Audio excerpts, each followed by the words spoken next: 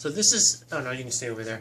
This is how you deal with, and what's the physiology behind leptin resistance or insulin resistance. They're kind of the same, and you had mentioned that there's you know, if you were a little bit depressed when you went on a low carb diet last time, well, there's a leptin receptor in the brain, and it's right next to the endorphin receptor. Get it? And so when your body deprives itself of leptin from low carbs, then it goes maybe into that endorphin area too as well, and it goes, I'm not as happy, right? So the way, you know, so that's why that happens, and I'm going by memory here, so I'm pretty sure I'm correct, but I need to review a little bit about leptin because it's been a while since I've read about that. But now when it comes to insulin, it's the same thing. It's not regard to leptin, but the reason why your body may not feel good after the first few days of lowering the carbs is because your body will go into hunger mode. Like you said, the depression may happen. But the way insulin happens is that if you could imagine a car with glucose, you know, this car is insulin. It transports glucose to the rest of the body for what? Energy, right? And it goes into each cell as glucose. And so this car, when you have the right amount of glucose, this car just has the right amount, meaning that all the passengers are glucose, and it's distributing it evenly to all the different cells that need it.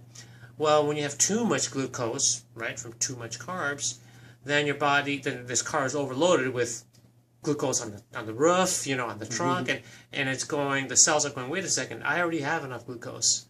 So where am I going to, you don't need to come in here, you know, because I already have too much. And so where is that glucose going to go?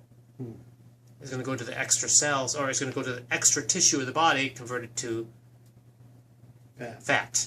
So now that's where fat deposition comes from. And so now that you're removing the glucose, the body's going, where am I going to get my glucose now? Because there's certain cells, particularly the brain, needs glucose.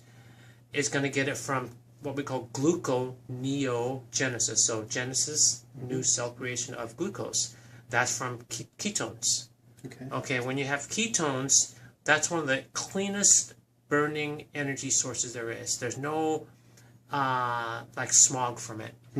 When you have glucose, the reason why glucose should be at a range of 100 or below, because anything above 100 for glucose in your blood is toxic. Can you think of the worst case scenarios of toxicity of glucose? Diseases? Diabetes. What's the end stage of diabetes to the organs of the body? Liver failure. Liver failure. Common as blindness. Diabetes, you know, diabetic neuropathy in the optic nerve, blindness, and the limbs. Sometimes amputation. Amputation. I mean, the kidneys. You got, you know, you lose your kidneys, and then you got to be on dialysis for the rest of your life. I mean, you know, that's just the beginning, right? Glucose is very toxic to the body, and so insulin, guess what? Gets rid of the glucose, and it's actually a detoxifier. And so, but you can do it on your own usually just by reducing carbs. Now, why do you think that we're such a nation that needs to reduce carbs versus 100 years ago during farming days? Well, probably the quality of our food is nowhere near what it used to be. That's one. And our physical labor is nothing. Two. And there's so many things that lack of physical labor outside does to our body. You know, lack of motion, lack of sun.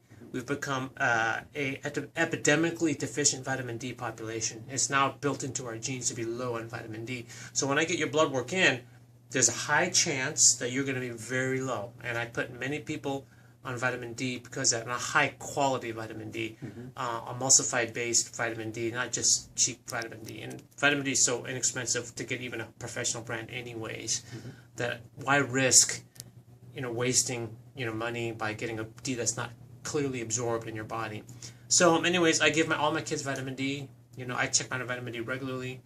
You know, at least yearly, I definitely check my vitamin D and my blood work for all the different markers. So, do you have any questions on that? Pretty straightforward. Very helpful. Do you have any questions on that, Jana? Okay, awesome. Well, on to our next video next time.